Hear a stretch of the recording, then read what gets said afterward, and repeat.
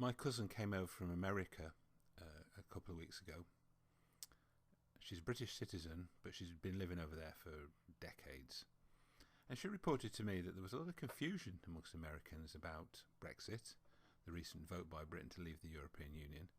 A lot of confusion, a lot of misunderstanding, a lot of misappropriation of what's going on. So I thought I might try and explain a little bit of what I think it is, as someone who was quite heavily involved in the Brexit campaign.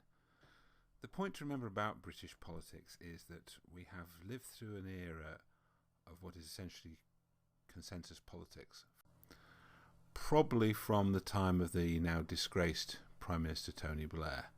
In fact, probably from even before then, from just after he became leader of the Labour Party. So we're talking 25 to 30 years. And over this period, there has not really been any substantive difference in policy between the various major political parties. There's been differences in priority and differences in emphasis, but to all intents and purposes, they basically agree with each other on everything. There has been perhaps a slight difference in priorities or emphasis, but to all intents and purposes, they basically agree with each other on everything. Now, I'm not trying to say there aren't rabid conservatives out there. There are. I'm not trying to say there aren't die-hard socialists. There certainly are some of them as well. But there's not many in Parliament, and they're not the ones who are setting the agenda or setting the tone. There are advantages to this. We've had a long period of political stability.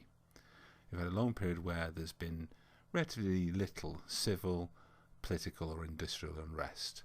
There's been the odd strike here and there. There's some particularly nasty riots in the inner cities a few years back, but nothing compared to what we used to have in the 70s and the 80s. But there's also lots of disadvantages. In the first place, politics have become very boring. And you can tell this in several different ways. There's been a drop in the number of people doing political courses in politics or sociology. Political programmes have seen their viewing figures drop. There's been a slump in election turnouts, especially local elections. There's been a plummet in the number of people who are actually members of political parties. Now, this obviously is something that the political parties don't like to talk about very much, but I've heard that over the 25-year period, membership of the Conservative Party has halved. And I can believe it. I don't actually think that many of the other political parties have done much better.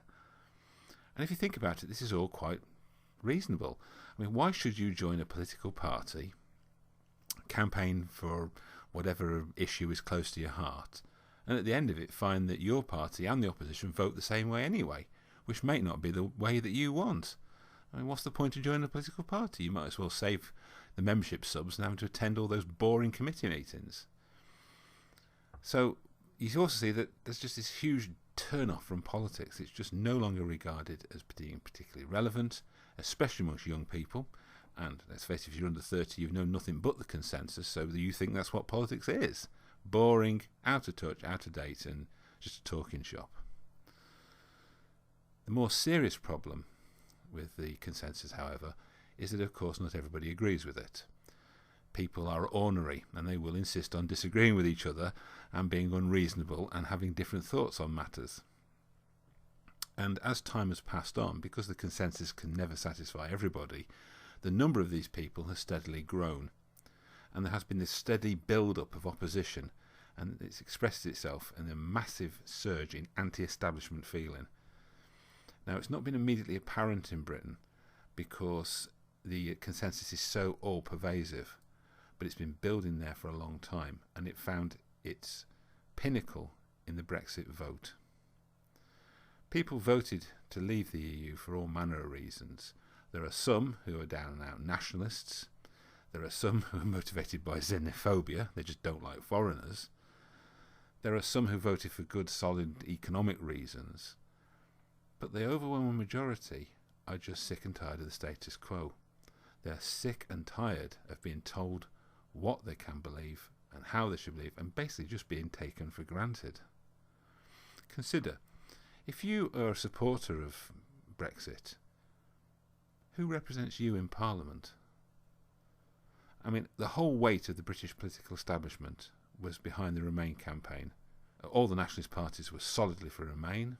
The Scots Nationalists, the Welsh Nationalists, the Sinn Féin. The Liberal Democrats, solid for Remain. Green Party, solid for Remain. Conservatives were split on the issue, but the majority of them were still Remain, and certainly the majority of the party organisation was for Remain. Labour Party announced it was going to go for Remain. There was a small splinter group led by Kate Hoey and a few of her MPs, but 90% plus of the party was for Remain. The Ulster Unionists, well, yes, they're pro-national, pro-patriotic, but they're also bordering, they've got the only land border, the UK House, with the EU. So that kind of made them a rather iffy about it.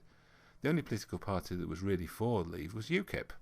And UKIP is the youngest and probably the smallest of the major political parties. It has by far the least organisation and money.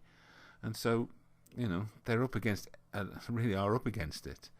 All of Britain's media was backing Remain. There were a couple of newspapers that went for leave. The Express, The Sun came in about a week before the actual election. But they're set against all the rest of the print media and all the visual media. The BBC in particular was very pro-Remain. All the intelligentsia are backing Remain. The stock exchange, big business are all behind Remain. Most foreign governments are backing Remain.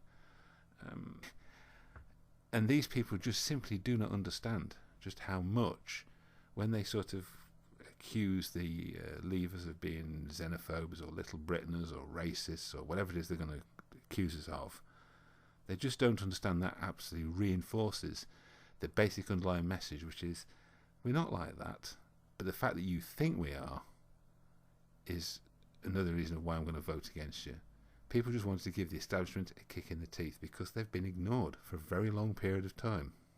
And that's really where it all comes down to, is this anti-establishment feeling, and it's been building for a long time. I must admit, as a prominent Brexiter, I was quite shocked at the degree of vitriol that was being thrown around towards the end of the campaign. And in the immediate aftermath, some of the comments that came out from the Remain campaigns, from some Remoaners, because they moaned an awful lot, really did.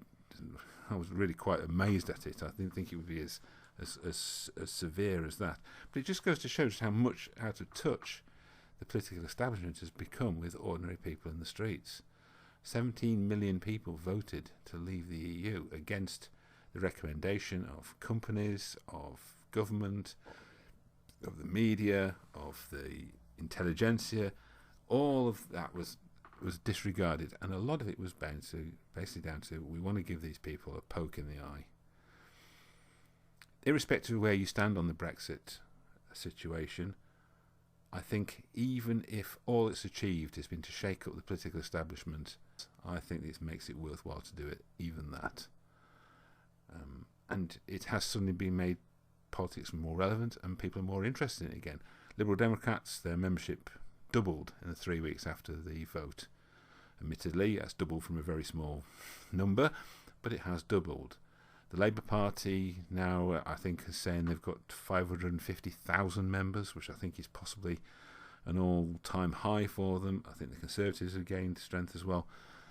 Politics is now relevant again, and I think that can only be a good thing. If you are into politics, the enemy that we all face is apathy, and it looks like that has been well and truly squelched. Anyway, that's my thoughts on it. I will be issuing more videos in the foreseeable future explaining deeper into this if people want to hear, but that's what I think happened anyway. Thank you for listening.